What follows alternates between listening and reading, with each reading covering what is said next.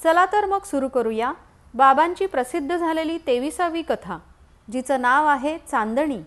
ती प्रसिद्ध झाली होती अरुंधती मासिकामध्ये जानेवारी 1983च्या अंकामध्ये. कथेचं नाव आहे चांदणी. रस्त्याच्या कडेनं विमल चालली होती. रहदारी ओसंडून वाहत होती. प्रत्येकाला जायची घाई होती. सायकली, स्कूटर्स, रिक्षा, बसेसमधून माणसं आधाशासारखी प्रवास करीत होती, वाहत होती. रस्त्यावर अनेक रंग दिसत होते. दुकानाच्या पाट्यांचे, वाहनांचे आणि ललनांच्या फडकणाऱ्या पदरांचे. विमलला कशाचीही क्षिती नव्हती. तिला विशेष गडबड नव्हती. तिच्या ऑफिसमधील मैत्रिणी बसने निघून गेल्या होत्या. काहींना कुणीतरी स्कूटरवर किंवा रिक्षेतून लिफ्ट दिली होती, तर काही घोळक्यानं हॉटेलात चमचमीत खाण्यासाठी परस्पर गेल्या होत्या. किट्टू हिरानंदानी तर बॉयफ्रेंडबरोबर त्याच्या नव्या कोऱ्या हिरो होंडावर बसून बियर प्यायला गेली होती. ती तरी काय करणार, तिची डेट होती ना त्याच्याबरोबर. मोठा मोनालिसा गॉगल लावून ती त्याच्या मागे मोटरबाईकवर बसली होती, एखाद्या शॅम्पूच्या जाहिरातीप्रमाणे. तिची ऐटदार बैठक विमलच्या डोळ्यासमोर सारखी येत होती. समोरून येणारा एक म्हातारा आपल्याकडे अनिमिष नेत्राने पाहत आहे याची जाणीव होताच विमलनं पदर सरसावला, अंगभर लपेटून घेतला. हातातल्या इवल्याशा रुमालानं तोंड पुसलं आणि चपलेचा अंगठा सांभाळत ती हलक्या पावलानं चालू लागली. मधूनच तिची नजर स्वतःच्या सुती पातळाकडे जात होती. खांद्यावर लटकवलेल्या व अनेक ठिकाणी शिवलेल्या विटक्या पर्सकडे जात होती. तिला कसेसेच वाटले, या सुंदर स्वच्छ शहरामध्ये, उंच इमारतींच्या आणि देखण्या लोकांच्या शहरामध्ये आपण थिटे आहोत, बेंगरूळ आहोत असे तिला वाटले. तिनं पुन्हा पदर घट्ट ओढला. उदासपणानं तिच्या प्रौढ चेहऱ्यावर गवसणी घातली आणि रस्ता ओढला गेला. जणू तो मैलन मैल अस्ताव्यस्त पसरला होता. एखाद्या ऐशारामी ऐटबाज पुरुषाप्रमाणे तो आरामखुर्चीत पाय पसरून बसला होता. येणाऱ्या जाणाऱ्या लोकांबद्दल तो बेफिकीर होता. पाईपमधून वाहनातील धुरांचे लोट सोडत होता. बोटातल्या हिऱ्यांच्या अंगठ्या चमकावत, मधूनच गूढपणे हसत आणि डोळे काहीसे किलकिले करीत. स्कूटरच्या ब्रेकच्या आवाजानं विमल भानावर आली. अहो बाई, नीट पाहून चाला, कुणीतरी स्कूटरवाला तिला दटावत होता. ती भांबावली, गांगरली. तिनं स्वतःला सावरलं आणि पातळ सांभाळत ती पुन्हा चालू लागली. वाईट वाटलं इतकंच की तो तिला बाई म्हणाला म्हणून. गल्ली बोळ ओलांडत ती एकदाची वाड्याजवळ पोहोचली. शेजारच्या वाड्यांचे फ्लॅट होणार होते. त्याच्या वाळूचे ढीग विषण्णपणे तुडवत ती दिंडी दरवाजापाशी पोहोचली. दरवाजावरचा कोळिष्टकात दडलेला गणपती आपल्याकडे पाहतो आहे असा तिला भास झाला. वाड्यात शिरताच तिला काहीसं बरं वाटलं. इतक्या लांबची पायपीट करून आल्यानंतर तिला क्षणभर विश्रांती घ्यावी असं वाटलं. खोलीचं दार उघडच होतं. कोपऱ्यात सतरंजीवर तिची आई झोपली होती. विटक्या सतरंजीत गुंडाळलेल्या 2 गाद्यांमधून कापूस बाहेर डोकावत होता. त्या दृश्याकडे पाहून जयाचे हुश्य हे शब्द तोंडातच जिरले. तोंडावर पाण्याचे सपकारे मारल्यावर तिला किंचित बरं वाटलं. तिनं स्टव पेटवला. चहाचं आधण ठेवलं. स्टोवच्या जवळ ती उकिडवी बसली. स्टोवचा आवाज आसमंतात भरून राहिला होता. त्याच्या निळ्या पिवळ्या ज्योतीनं जणू त्या खोलीचा ग्रास घेतला होता. भिंतीवर, छतावर आणि जमिनीवर तो सतत आदळत होता. कानांच्या पडद्यांचा भेद घेत होता. त्या कर्णकटू आवाजानं विमल भांबावली होती. त्या प्रचंड आवाजामागे उजेड नसून अंधार होता हे तिला कळत होतं. तिच्या हातातल्या बांगड्या वाजत होत्या, पण स्टोवनं त्या आवाजाला केव्हाच गप्प केलं होतं. आधण उकळत होतं. विमल त्यात चहा साखर घालायची विसरली होती. ती आपल्या व्याधीग्रस्त जर्जर वृद्ध आईकडे पाहत होती. खोलीच्या विटलेल्या रंगाकडे आणि उदास अंथरुणाकडे, विरलेल्या चादरीकडे. दारिद्र्यानं या जीवनाला झाकोळलं आहे तिला वाटत होतं. ह्या होमात नुसती आहुती चालली आहे. फलश्रुती म्हणून काय म्हणतात ती नाहीच. इदम न मम म्हणत जीवन कंठायचं. तोंडावर आलेल्या वाफेनं विमल दचकली. गडबडीनं तिनं चहा केला. अंथरुणात आई वळवळली. क्षीण आवाजात काहीतरी पुटपुटू लागली. विमलनं स्टव विझवला आणि प्रश्नार्थक चेहऱ्यानं आईकडे पाहिलं. आई विचारत होती, आज पाकिटं करायला का आणली नाहीस म्हणून. विमलच्या तोंडून उत्तरच येत नव्हतं. कडवटपणे नाही एवढंच उत्तर देऊन ती गप्प बसली. वास्तविक तिचा रोजचा क्रम असे की ऑफिसातून येताना महेशच्या घरून पाकिटं घेऊन यायची, मग रात्री जेवण झालं की घड्या घालायच्या, ब्रशनं खळ लावायची आणि ऑफिसात जाताना पुन्हा पाकिटं पोहोचती करायची.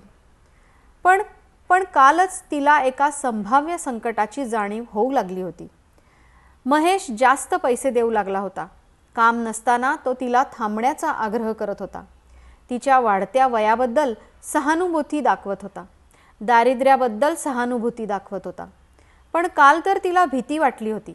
पाकिटांचा गठ्ठा हातात देताना त्यानं तिचा हातच धरला होता आणि ती हिसडा मारून पळाली होती. सारा प्रसंग तिच्या डोळ्यासमोर उभा राहिला. क्षणभर तिचे डोळे ओलावले. आईच्या नकळत तिनं डोळ्यांच्या कडा पुसल्या. उदासपणा आणि दुःख जणू धुवून टाकण्यासाठी तिनं पुन्हा तोंड धुतलं. स्वयंपाकाची तयारी करून ती उंबऱ्यावर बसली. सगळा वाडा ट्यूबलाईटच्या प्रकाशानं झळाळला होता. अंगणात सगळ्या भाडेकऱ्यांनी अडचणीच्या जागात स्कूटरी लावल्या होत्या. वाड्यातले 3-4 टीव्ही सारा वाडा पोटाशी घेऊन बसले होते. स्वप्नातलं जग त्या निळसर पडद्यावर झुलत होतं. साऱ्या भावनांना चेतावत होतं. आनंद, दुःख, नैराश्य, शृंगार आणि सर्व काही ओसंडून वाहत होतं. नयनरम्य चित्ताकर्षक जाहिराती खिळवून ठेवत होत्या. जीवनासक्त मध्यमवर्गीय माणसं त्या लोंढ्यात स्वतःला झोकत होती. काल्पनिक विश्वात मुलं हुंदडत होती. विमलला शेजारच्या प्रधानांचा मोठा हेवा वाटे. मुलांसाठी टीव्ही लावून ती दोघं फिरायला जात आणि मग खूप उशिरा डबल मोगऱ्याची वेणी घालून प्रधान वहिनी परत येत असत. क्षणभर विमलला वाटलं आपण टीव्ही पाहायला जावं. मराठी चित्रगीत होतं म्हणे. छायागीत, चित्रहारला फार गर्दी होते. पण तेवढ्यात तिला आईच्या औषधाची आठवण आली. केमिस्टचं, डॉक्टरांचं बिल वाढत होतं. औषधं बदलून द्या असं डॉक्टरांना म्हणायला ती धजावत नव्हती. आई खोकत होती. स्टोव्हचा, टीव्हीच्या आवाजापेक्षाही तो आवाज मोठा वाटत होता. एखाद्या वानराच्या भुभुक्काराप्रमाणे तो आवाज घुमत होता. तिला वाटत होतं ह्या विश्वात आवाजाशिवाय दुसरं काही नाही. सगळीकडून प्रचंड आवाज, धबधब्याचे, वादळात कडाकडा मोडणाऱ्या झाडांचे, सुसाटपणे वेगानं धावणाऱ्या वाऱ्याचे, उतरंडीवरून कोसळणाऱ्या भांड्यांचे आणि अनेक कितीतरी भयंकर मोठे आणि भीतीप्रद. तिच्या विचारांना पेंग आली. हळूहळू आवाज विरू लागले. सगळीकडे सामसूम झालं. सृष्टीच्या गूढ रचनेत जणू ती स्वतःला विसरली. प्रचंड उजेडाच्या झोतामागून साराच काळोख दाटला. तिचा हुंदका गळ्यातच दाटला. तिला वाटायला लागलं आपल्या जीवनात निराशा, कारुण्य आणि दारिद्र्य ह्याखेरीज दुसरं काहीच नाही. जीवनातला सत्यम शिवम सुंदरमचा ओंकार आपल्या वाटेला कधीच आला नाही. आपल्या वाटेला आला तो नुसता हुंकार. देह आहे म्हणून जगायला लावणारा, स्त्री देह आहे म्हणून जास्त जपायला लावणारा. तारुण्य आलं म्हणून आपल्या भावना कधी ओसंडल्याच नाहीत. स्वच्छ सुंदर असं काही असेल असं कधी वाटलंही नाही. लहान वयापासून आपल्या नशिबी कष्टच आले. जगायची धडपड, कौटुंबिक सुख म्हणून काय ते आपल्या वाट्याला आलंच नाही. पितृसुखाला तर आपण जन्मापासूनच मुकलो होतो. बाकी पुढे काहीच नाही. जीवन जगण्यासाठी आपण सतत झगडतच राहिलो. आपल्या जीवनात खरोखरच आता काही स्वारस्य राहिलेलं नाही. विमलचे डोळे पाणावले. आपलं दुःख जाणणारं या जगात कुणीच नाही या जाणीवेनं तिला मनस्वी एकाकी वाटू लागलं. तिला वाटलं की बस झाला हा जीवनाचा खेळ. ह्या खेळात सतत आपली हारच होत आली आहे. आता ती आपल्याला खिलाडू वृत्तीनं स्वीकारली पाहिजे. तिच्या डोळ्यातून टपटप अश्रू वाहू लागले. अगतिकपणे ती उठली. तिनं दार उघडलं. मध्यरात्र टळून गेली होती. वाड्यात सगळीकडे अंधार दाटला होता. ती विषण्णपणे दारात उभी होती. आभाळाच्या काळसर निळ्या तुकड्याकडे ओढलेल्या नजरेनं पाहत होती. किंचित उजळलं. कुठली तरी चांदणी वर येत होती. आपल्या दैदिप्यमान उजेडानं तिनं काळोखाला झाकलं आणि मोठ्या दिमाखानं ती चमकू लागली. सृष्टीच्या या चमत्काराने जया भांबावली आणि तिला एक अनामिक हुरहुर लागली. आपलं प्रेमाचं कुणीतरी माणूस असावं, आपली सुखदुःख आपण त्याला सांगावीत, त्यानं प्रेमाच्या हातानं आपले अश्रू पुसावेत आणि त्यानं आपल्याला जवळ घेऊन थोपटावं. खरंच किती दिलासा वाटेल आपल्याला. चांदणी आपल्या दैदिप्यमान प्रकाशाने अंधार घालवत होती. विमलच्या उदास चेहऱ्यावर आशावादाची झिलाई चढवत होती. विमल घरात शिरली. पोटाशी पाय घेऊन झोपलेल्या आईच्या अंगावर तिनं विरलेली चादर घातली. विलक्षण प्रेमानं तिनं आईच्या जर्जर शरीरावरून हात फिरवला आणि ती डोळे विस्फारून स्वप्नाच्या जगतात ती चांदणी झेलत होती. विलक्षण तेजानं चांदणी आपला मार्ग आक्रमत होती.